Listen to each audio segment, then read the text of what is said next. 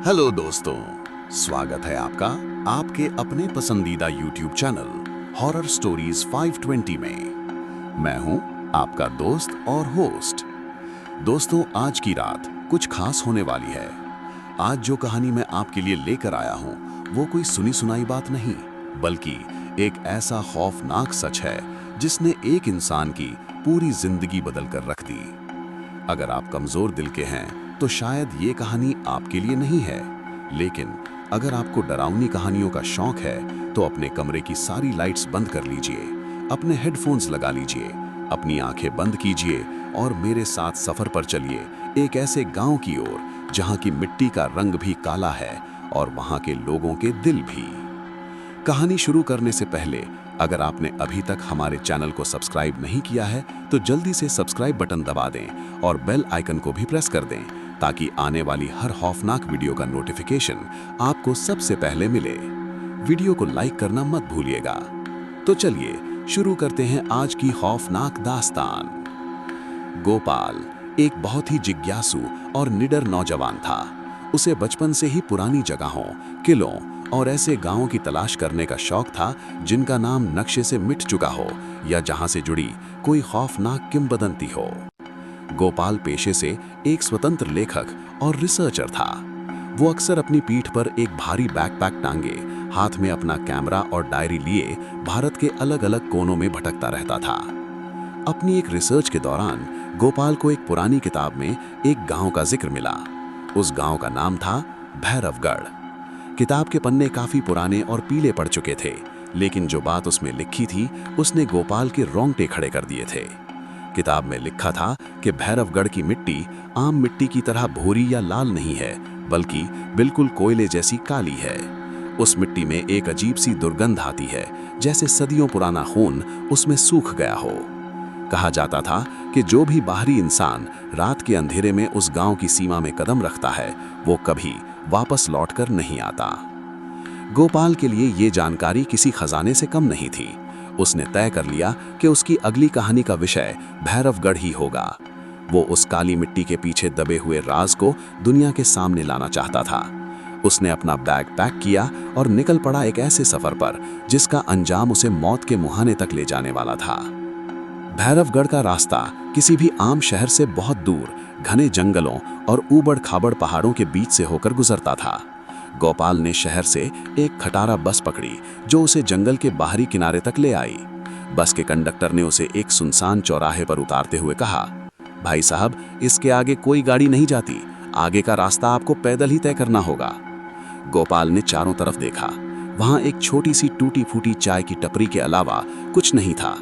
टपरी पर एक बूढ़ा आदमी, जिसे लोग काका कहते थे, उदास चेहरे के साथ बीड़ी पी रहा था। कड़ाके की ठंड पड़ रही थी जिसने नदियों का पानी तक जमा दिया था। और फिर उस साल ऐसा भयानक बर्फीला तूफान आया जैसा गांव के सबसे बुजुर्ग लोगों ने भी अपनी जिंदगी में कभी नहीं देखा था। लगातार 3 दिन और 3 रातों से आसमान से सफेद आफत बरस रही थी। बर्फ की चादर इतनी मोटी हो चुकी थी कि घरों के दरवाजे तक नहीं खुल रहे थे। सूरज की तो जैसे शक्ल ही छिप गई थी। दिन में भी रात जैसा मनहूस अंधेरा छाया रहता था। इसी डरावने मौसम के बीच एक शाम छोटे बेटे किशन को अचानक तेज बुखार आ गया। शुरू में सबको लगा कि ये इतनी भयंकर ठंड का आम असर है। मां सावित्री ने उसे कई जड़ी बूटियों का कड़वा काढ़ा पिलाया और रमा ने रात भर उसकी छाती और पैरों पर गर्म तेल की मालिश की। लेकिन आधी रात होते होते किशन की हालत अकल्पनीय रूप से बिगड़ने लगी। उसका पूरा शरीर कोयले की आग की तरह तप रहा था, लेकिन इसके बावजूद वो ठंड से इतनी बुरी तरह कांप रहा था कि उसकी भारी चारपाई भी चरमरा रही थी। उसकी आंखें लाल सुर्ख हो गई थीं और उनकी पुतलियां अजीब तरीके से फैल गई थीं। वो हवा में किसी अदृश्य चीज को देखकर बड़बड़ा रहा था। उसके हाथ हवा में ऐसे चल रहे थे जैसे वो किसी को खुद से दूर धकेलने की कोशिश कर रहा हो। रमा, वो मुझे बुला रहे हैं। देखो, वो दरवाजे पर खड़े हैं। रमा, उन्हें भगाओ। काले कपड़ों में उनकी आंखें नहीं है रमा, वो मुझे अपने साथ ले जाने आए हैं। किशन ने कांपते हुए पसीने से लथपथ होकर कहा, रमा बुरी तरह घबरा गई। उसकी चीख सुनकर पूरे घर के लोग वहां इकट्ठा हो गए। बलवंत सिंह ने गांव के वैद्य को बुलाने की बहुत कोशिश की, लेकिन बाहर बर्फ इतनी ज्यादा थी और हवा इतनी तेज चल रही थी कि घर से बाहर कदम रखना साक्षात मौत के मुंह में जाने जैसा था। हवा की चीखती हुई आवाजें ऐसी लग रही थीं जैसे सैकड़ों औरतें बाहर जंगलों में खड़ी होकर एक साथ रो रही हों। तड़के सुबह के 4 बजे, जब रात सबसे ज्यादा काली होती है, किशन के गले से एक अजीब सी रूह कपा देने वाली घरघराहट की आवाज आई, जैसे उसके फेफड़ों में पानी भर गया हो या कोई उसका गला दबा रहा हो। उसने अपनी आंखें फाड़कर छत की तरफ देखा। उसका शरीर धनुष की तरह हवा में तन गया। उसकी गर्दन की नसें तनकर नीली पड़ गईं और फिर वो एक भयानक झटके के साथ बिस्तर पर गिरा और हमेशा के लिए शांत हो गया। रमा की दर्दनाक चीख से वो सर्द सुबह दहल उठी।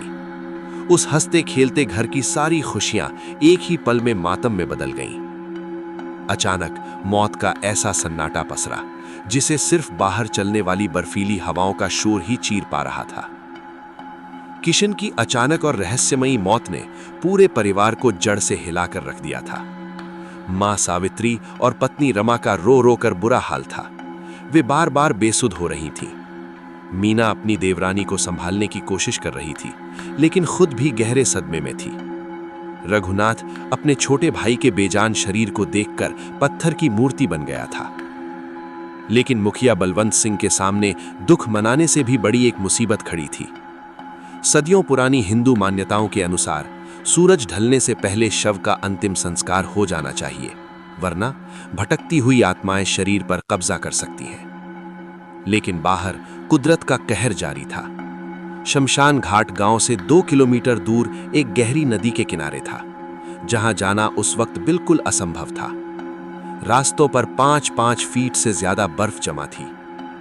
शाम के 5 बज चुके थे। अंधेरा पूरी तरह से छाने लगा था।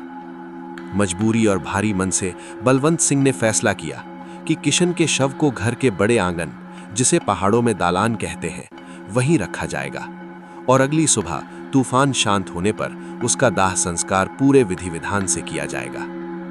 गांव के पंडित जी, जो बलवंत सिंह के पड़ोसी भी थे, किसी तरह बर्फ हटाकर और कड़ाके की ठंड से लड़ते हुए उनके घर पहुंचे। दालान में रखे शव को देखते ही उनके चेहरे का रंग सफेद पड़ गया। उनके हाथ में पकड़ी पीतल की पूजा की थाली कांपने लगी।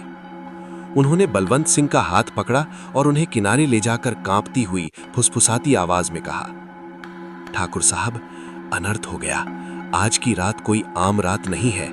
आज काल अमावस्या है। तांत्रिक और अघोरी आज की रात का पूरे साल भर इंतजार करते हैं, काली और अघोरी शक्तियों को जगाने के लिए। जवान मौत, और वो भी बीमारी से नहीं बल्कि किसी अदृश्य साय से, और ऊपर से घर के बीचों बीच रखी लाश। ये बहुत बड़ा और विनाशकारी अपशकुन है। बुरी आत्माएं और पिशाच ऐसे ही खाली शरीर की तलाश में रहते हैं जिन्हें वो अपना मोहरा बना सके। ये सुनकर बलवंत सिंह के माथे पर पसीना आ गया। पंडित जी ने बिना समय बर्बाद किए तुरंत शव के चारों ओर गंगा जल और गोमूत्र की एक लकीर खींची। उन्होंने एक बड़े पीतल के दिए में सरसों का तेल और कुछ तांत्रिक जड़ी बूटियां डालकर उसे शव के सिरहाने जलाया और गंभीर चेतावनी देते हुए कहा, इस दिए को आज रात भर किसी भी कीमत पर बुझने मत देना ठाकुर। ये पवित्र आग ही उस शरीर को बाहरी शक्तियों से बचाएगी। और सबसे जरूरी बात, घर के किसी भी सदस्य को इस कमरे या दालान में मत सोने देना। सब लोग अंदर के कमरों में चले जाएं और दरवाजा अंदर से मजबूत कुंडी लगाकर बंद कर ले। चाहे बाहर से कोई भी आवाज आए, चाहे कोई तुम्हारे नाम से पुकारे या रोए, दरवाजा भूल से भी मत खोलना। पंडित जी तो ये सख्त चेतावनी देकर बर्फ के तूफान में वापस चले गए, लेकिन घर में मातम और खौफ का साया मंडरा रहा था। रमा अपने पति की लाश को छोड़कर जाने के लिए बिल्कुल तैयार नहीं थी। वो बार बार किशन के सफेद कफन से लिपटकर रो रही थी। मुझे इनके पास ही रहना है। काफी समझाने और लगभग जबरदस्ती करने के बाद रघुनाथ अपनी पत्नी मीना, मां सावित्री और गर्भवती हमा को लेकर अंदर के बड़े कमरे में चला गया और दरवाजा अंदर से लॉक कर लिया।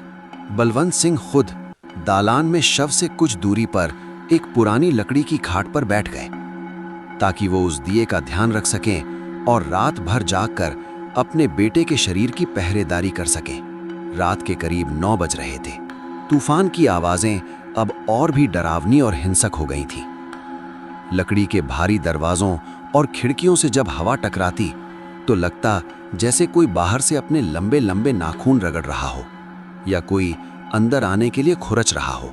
घर के अंदर लालटेन की पीली और मध्यम रोशनी दीवारों पर अजीब और डरावने साए बना रही थी।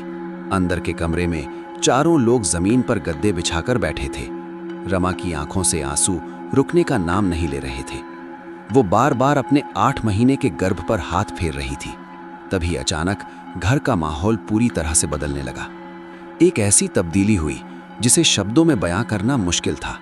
एक अजीब सी हड्डी कंपा देने वाली ठंड घर के अंदर घुस आई। ये बाहर गिर रही प्राकृतिक ठंड नहीं थी, बल्कि वो मुर्दा ठंड थी जो शमशान घाट या किसी पुरानी कब्र से आती है। इसके साथ ही एक सड़ांध भरी बदबू, जैसे कई दिनों से मरे हुए किसी जानवर की हो या सड़ते हुए मांस की हो, हवा में तैरने लगी। रमा ने घबराकर अपनी साड़ी के पल्लू से अपनी नाक ढक ली। और फिर वो हुआ जिसका पंडित जी को सबसे ज्यादा डर था। बाहर दालान में बैठे बलवंत सिंह, जो अपनी आंखों को खुला रखने की पूरी कोशिश कर रहे थे, अचानक उनकी आंखें पत्थर की तरह भारी होने लगी। उन्होंने अपनी आंखों पर पानी के छींटे मारे, अपने गालों पर थप्पड़ मारे, लेकिन एक अजीब सा जादुई और सम्मोहक नशा उनके दिमाग पर पूरी तरह हावी हो गया। उनका सिर खाट की पाटी पर गिरा और वो एक ऐसी गहरी अप्राकृतिक नींद में चले गए जो मौत के समान थी। अंदर के कमरे में भी ठीक यही हाल था। सावित्री, रघुनाथ और मीना, जो कुछ देर पहले तक सिसक सिसक कर रो रहे थे और आपस में बात कर रहे थे, अचानक एक झटके में एकदम शांत हो गए। उनकी आंखें खुली की खुली रह गईं, लेकिन पुतलियां छत की तरफ स्थिर हो गईं और वो बिना कोई आवाज किए धड़ाम से अपने अपने बिस्तरों पर गिर पड़े। उस पूरे घर में अब सिर्फ रमा जाग रही थी। शायद उसकी कोख में पल रही नई, पवित्र और मासूम जान उसे उस भयानक बुरी शक्ति के असर से बचा रही थी। रमा ने देखा कि उसकी सास, जेठ और जेठानी इस तरह सो रहे हैं जैसे उनके शरीर से रूह निकल चुकी हो। उनकी सांसें इतनी धीमी चल रही थीं कि रमा को लगा कि शायद वे मर चुके हैं। उसने घबराकर उन्हें हिलाकर जगाने की बहुत कोशिश की। माँ जी उठिए, जेठ जी आंखें खोलिए, मीना दीदी। लेकिन कोई नहीं उठा। वे जिंदे होकर भी लाश बन चुके थे। रमा का दिल जोर जोर से धड़कने लगा। सर्द रात में भी पसीने से उसका पूरा शरीर भीग गया। तभी उस कब्र जैसी शांति को चीरते हुए उसे बाहर दालान से कुछ आवाज आई। खसर खसर खसर, जैसे कोई बहुत भारी चीज जमीन पर रेंग रही हो या किसी ने किसी इंसान के शरीर को खुरदरी जमीन पर घसीटना शुरू कर दिया हो। रमा के अंदर डर का ऐसा समंदर उमड़ रहा था कि उसके पैर सुन्न हो गए थे, लेकिन अपने बच्चे की रक्षा की भावना ने उसे हिम्मत दी। वो धीरे धीरे उठी। उसके पैर बुरी तरह कांप रहे थे।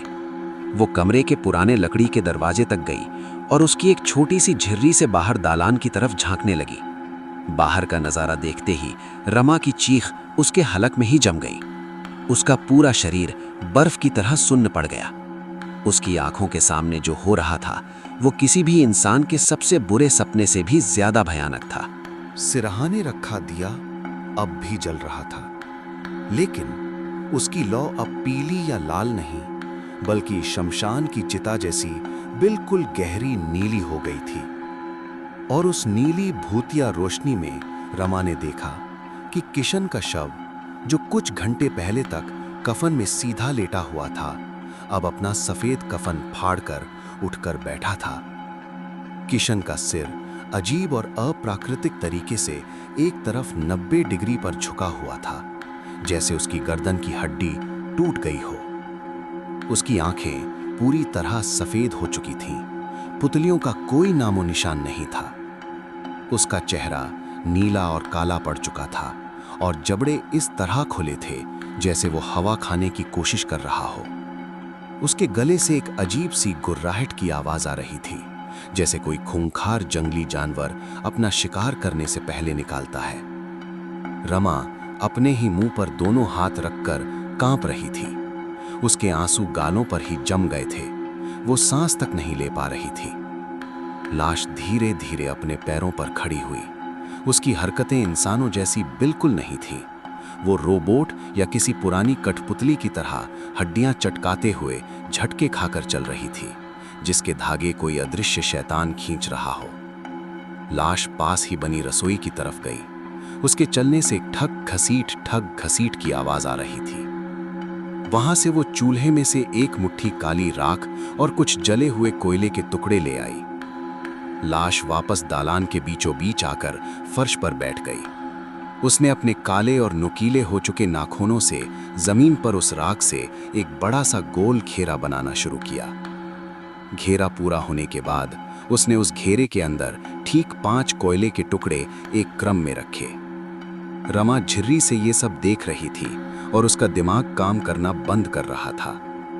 उसे समझ नहीं आ रहा था कि किशन, जो इतना सीधा और नेक इंसान था, उसकी लाश ये काले जादू का विभत्स खेल क्यों कर रही है। तभी लाश ने अपने दोनों हाथ हवा में उठाए और एक अजीब सी भारी और गूंजती हुई दोहरी आवाज में कुछ मंत्र या कोई शैतानी भाषा बड़बड़ाना शुरू किया। वो भाषा ऐसी थी जो इस दुनिया की नहीं लग रही थी। उसने घेरे के अंदर से पहला कोयला उठाया।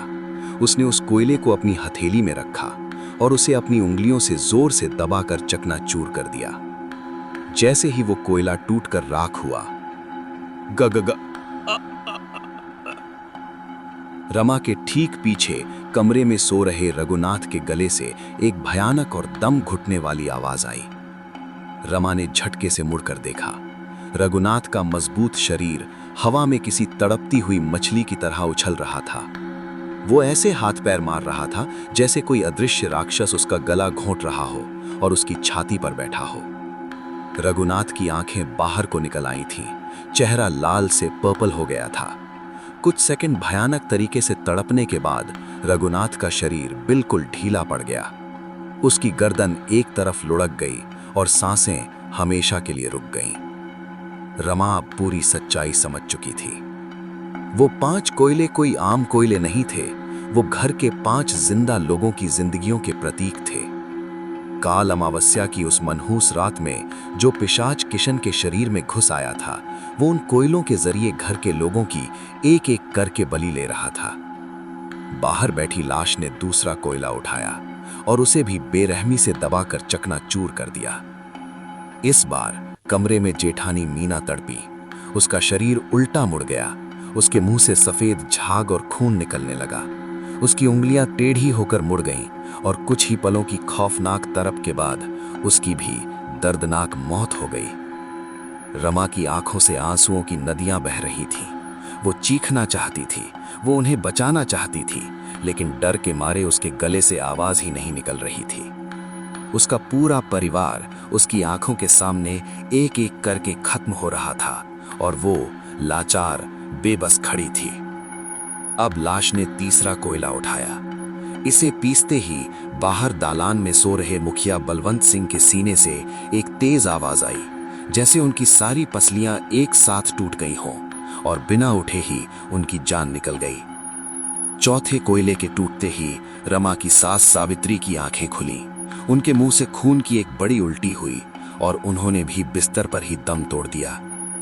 अब उस मनहूस राख के घेरे में सिर्फ एक आखिरी कोयला बचा था, सबसे छोटा कोयला।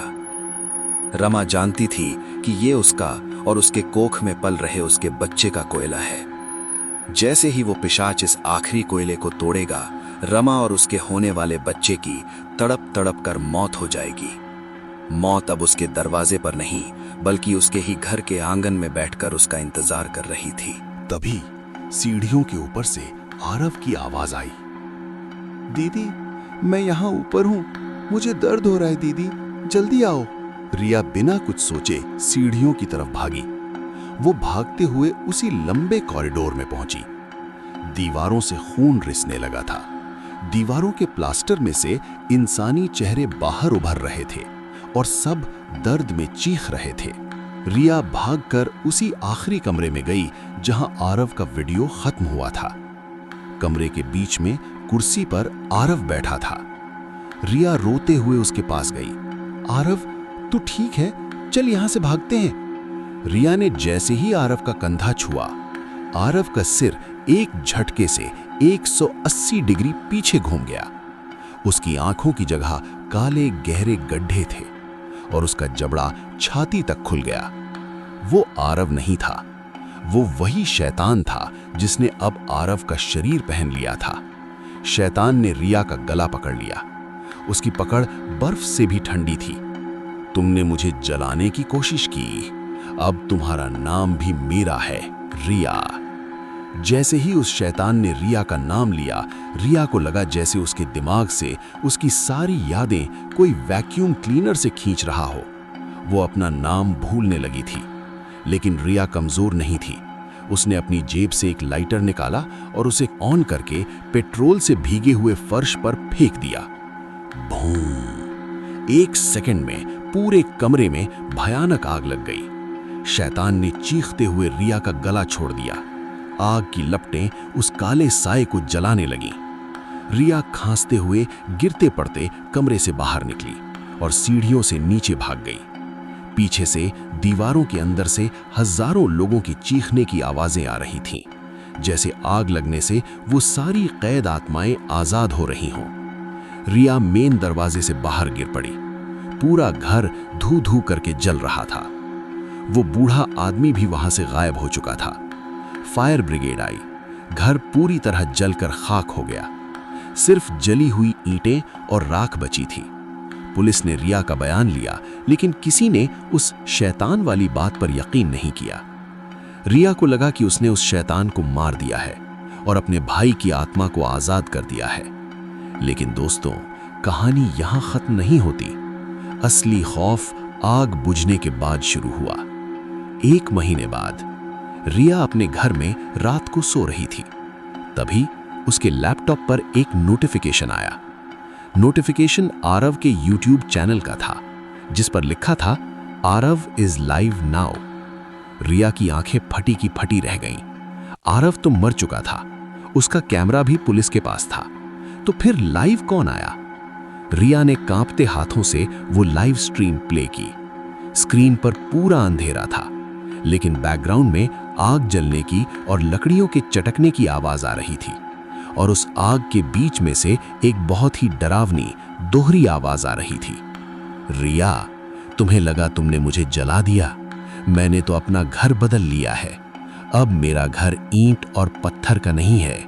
अब मेरा घर ये इंटरनेट है, ये वीडियो है।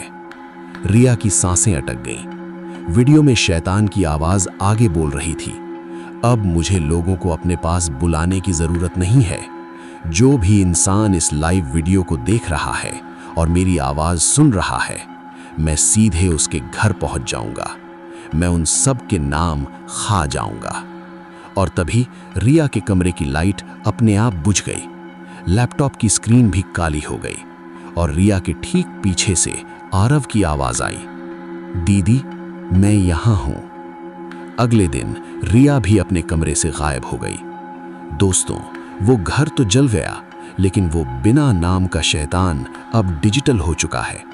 वो YouTube के जरिए, इंटरनेट के जरिए लोगों के फोन में घुस रहा है। अगर आप कभी रात के 2 बजे अपने फोन पर कोई डरावनी कहानी सुन रहे हो और अचानक आपके ईयरफोन में कोई आपका नाम लेकर पुकारे, तो पीछे मुड़कर मत देखना और भूलकर भी उस आवाज का जवाब मत देना, क्योंकि अगर आपने जवाब दे दिया तो अगली कहानी शायद आपकी होगी।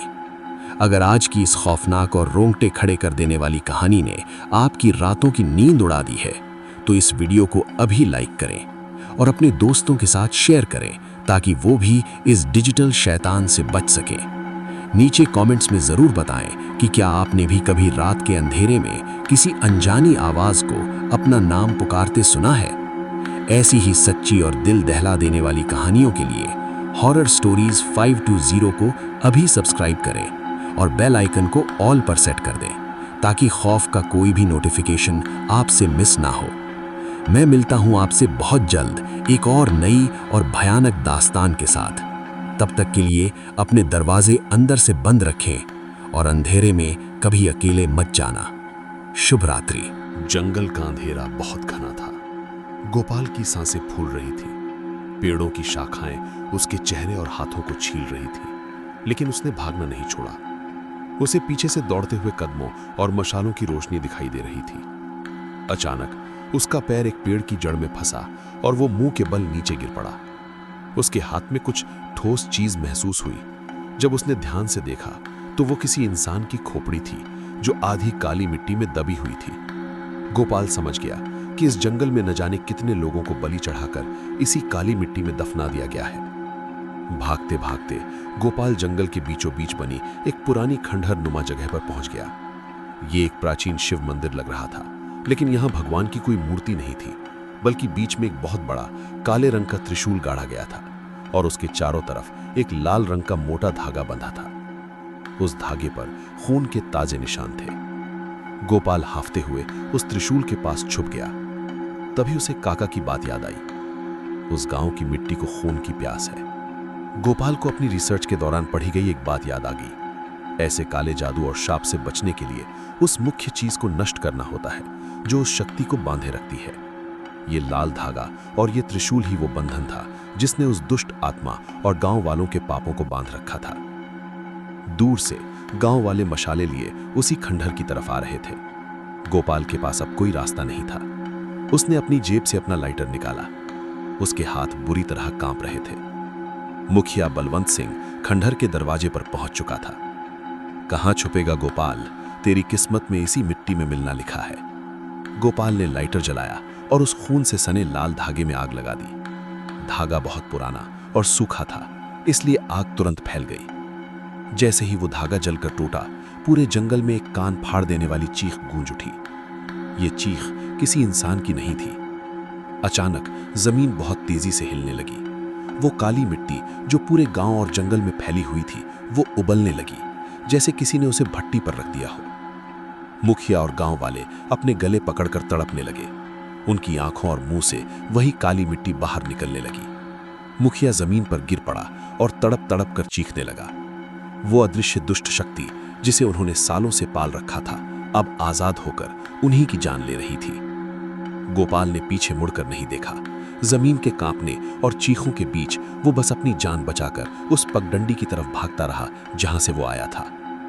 भागते भागते वो कब उस चौराहे पर पहुंच गया, उसे पता ही नहीं चला। वो सीधे पक्की सड़क पर आकर गिर पड़ा और बेहोश हो गया। जब गोपाल की आंख खुली तो सूरज की किरणें उसके चेहरे पर पड़ रही थीं। एक ट्रक ड्राइवर उसके चेहरे पर पानी छिड़क रहा था। भाई साहब, ठीक तो हैं आप? ऐसे जंगल के किनारे सड़क पर बेहोश क्यों पड़े हैं? गोपाल ने उठकर पीछे देखा। वहां जंगल तो था, लेकिन वो पगडंडी, वो चाय की टपरी और वो काका, वहां कुछ नहीं था। सब कुछ जैसे गायब हो चुका था। गोपाल बिना कुछ बोले उस ट्रक में बैठ गया। शहर पहुंचने के बाद भी वो कई दिनों तक सदमे में रहा। उसने अपनी डायरी में वो सब कुछ लिखा जो उसने देखा था, लेकिन उसने कभी उस किताब को पब्लिश नहीं किया।